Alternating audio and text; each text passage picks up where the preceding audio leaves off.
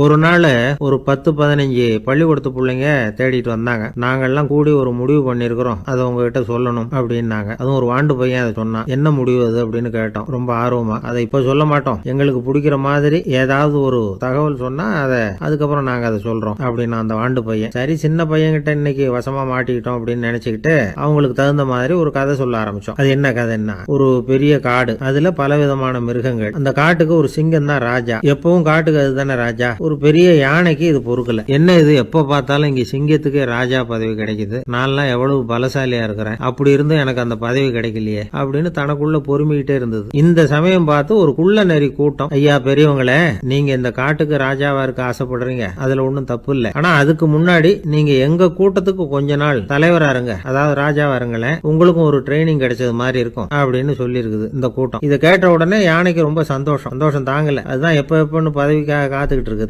இருந்தாலும் கொஞ்சம் பிகுவோட, சரி நீங்கள்லாம் இவ்வளவு தூரம் என்ன தேடிட்டு வந்து கேட்கறதுனால மறுக்க முடியல அப்படின்னு ரொம்ப ஏதோ சிரமப்பட்டு ஒத்துக்கிறது மாதிரி ஒத்துக்கிட்டது. ஏதோ உங்க ஆசைக்கு கட்டுப்படுறேன், கொஞ்ச நாள் உங்க கூட்டத்துக்கு ராஜாவா இருக்கிறதுக்கு சம்மதிக்கிறேன் அப்படின்னு. உடனே அந்த யானை ராஜ நட போட ஆரம்பிச்சுட்டு. யானை சாதாரணமா நடந்தாவே எப்படி இருக்குங்கிறது நமக்கு தெரியும், அதுவே ராஜ நட நடந்தா எப்படி இருக்கும் கற்பனை பண்ணி பாருங்க. யானை முன்னாடி கம்பீரமா போய்கிட்டு இருக்குது, தலைவர் இல்லையா, அதனால உள்ள நரிகள்லாம் ரொம்ப அடக்கமா அது பின்னாடி அணிவகுத்து போயிட்டு இருக்குது. ராஜா வாழ்க, மன்னர் வாழ்க அப்படின்னு கோஷம் வேற. யானைக்கு தலைகால புரியல, அவ்வளவு சந்தோஷம். அந்த யானைக்கு செருக்கு ஆணவம் எல்லாம் ஏற்பட்டு போச்சு. அதுக்கப்புறம் அது தரையை பார்க்குமா, நிமிர்ந்து நடக்க ஆரம்பிச்சுட்டுது. தரையை பார்க்கறதே இல்ல.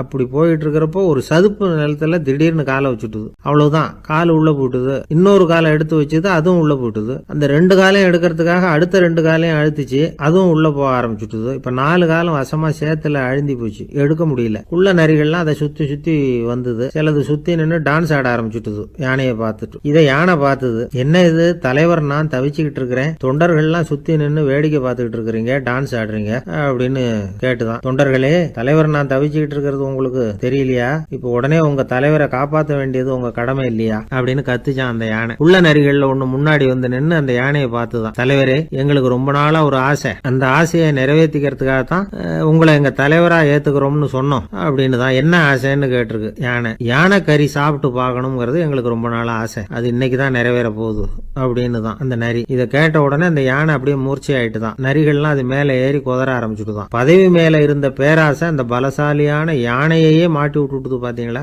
அப்படின்னு சொல்லி முடிச்சோம் இந்த கதையை அந்த சின்ன பிள்ளைங்க கிட்ட. சரிங்க, இப்ப நாங்க உங்களை தேடி வந்த விஷயம் என்னங்கறத சொல்லவா அப்படின்னா ஒரு வாண்டு பையன். சீக்கிரம் சொல்லு தம்பி, சஸ்பென்ஸ் தாங்கல அப்படின்னு. அவன் மெதுவா எங்களை பார்த்து சொல்றான், எங்களுக்கு கொஞ்ச நாள் நீங்க தலைவரா இருந்தா தேவல அப்படின்னா.